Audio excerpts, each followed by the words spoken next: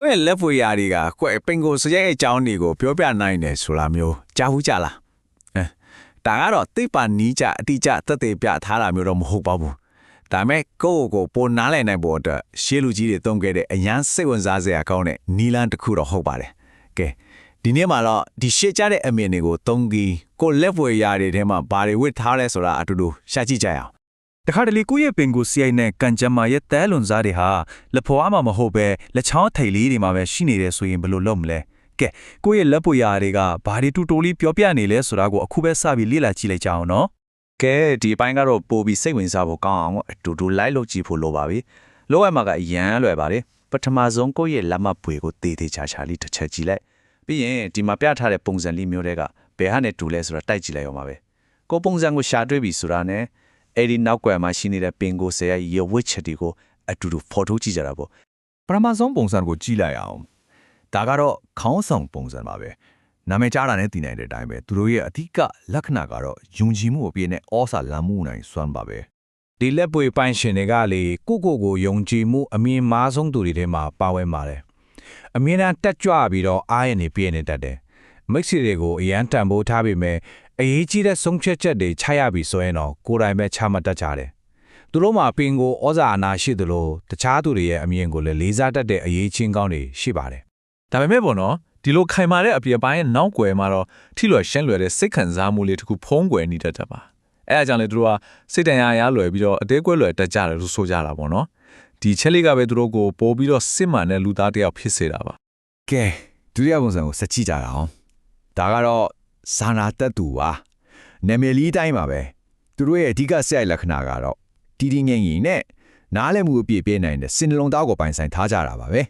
ဒီနေရာမှာစိတ်ဝင်စားစရာချက်ချက်ရှိပါတယ်အဲ့ဒါကတော့ဒီလက်ပွေရပုံစံဟာဥရောပတိုင်းမှာအတွေ့ရအများဆုံးပုံစံတစ်ခုဖြစ်နေတာပါပဲဒီလူတွေကတည်ငြိမ်နေပြီးတော့စိတ်ထားဖြူစင်ကြတယ်တခြားသူတွေရဲ့ခံစားချက်တွေကိုကိုယ်တိုင်ဝင်ပြီးတော့ခံစားပေးနိုင်သလိုအကောင်းဆုံးနားတော်ပေးနိုင်သူတွေလည်းဖြစ်ကြပါတယ်ဒါကြောင့်မို့သူတို့ကိုပြီးဆုံးကောင်းမွန်တဲ့လူသားတွေလို့တင်စားကြပြီးပွင့်လင်းရိုးသားတဲ့ဆက်ဆံရေးမျိုးကိုအမြဲတမ်းပိုးထားတတ်ကြတာပေါ့ဒါပေမဲ့သူတို့မှလည်းအားနည်းချက်တစ်ခုရှိနေပြန်ပါတယ်အဲ့ဒါကတော့လက်တွေ့ကျတဲ့အလုပ်တွေပေါ်မှာပဲအာယုံစိုက်လွန်တာပါပ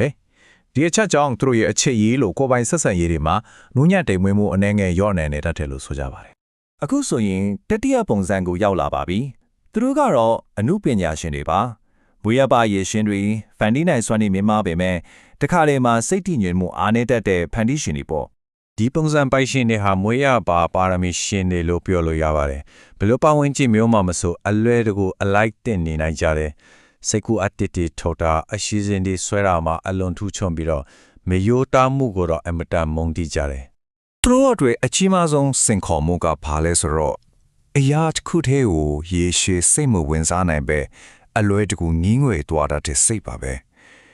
ဒီချက်ကပဲသူတို့ရဲ့ကြီးမားတဲ့အရေးချင်းတွေကိုအပြည့်အဝအသုံးမချနိုင်အောင်တားဆီးထားတယ်လို့ဖြစ်နေပြီးတော့စီမံကိန်းတွေအစုံမတတ်ဖဲကြံခဲ့ရတဲ့အကြောင်းရင်းဖြစ်နေတာပါတယ်နောက်တစ်ချက်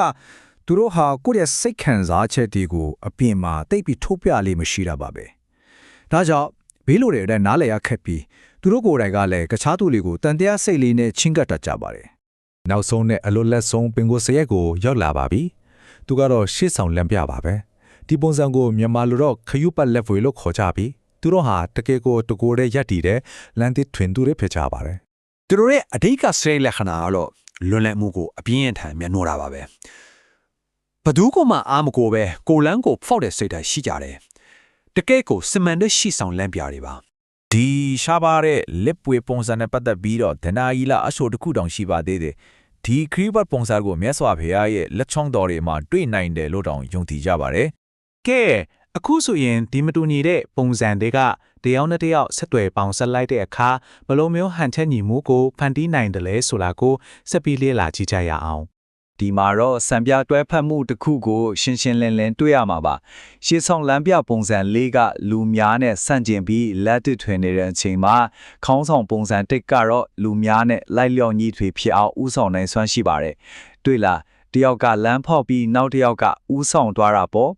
့ဒီလိုနဲ့ပဲတယောက်ကလမ်းကြောင်းအသစ်ကိုရှာဖွေပေးပြီးနောက်တယောက်ကအဖွဲ့အစည်းနဲ့တဟဇာတာဖြစ်အောင်ပေါင်းဆက်ပေးတဲ့အတွက်သူတို့နှစ်ယောက်ဟာတိုးရဲ့လွယ်ချက်ကိုတိုးကဖြည့်ဆည်းပေးတဲ့ပြီးပြည့်စုံတဲ့ဟန်ချက်ညီမှုတစ်ခုကိုဖန်တီးနိုင်ကြတာဖြစ်ပါတယ်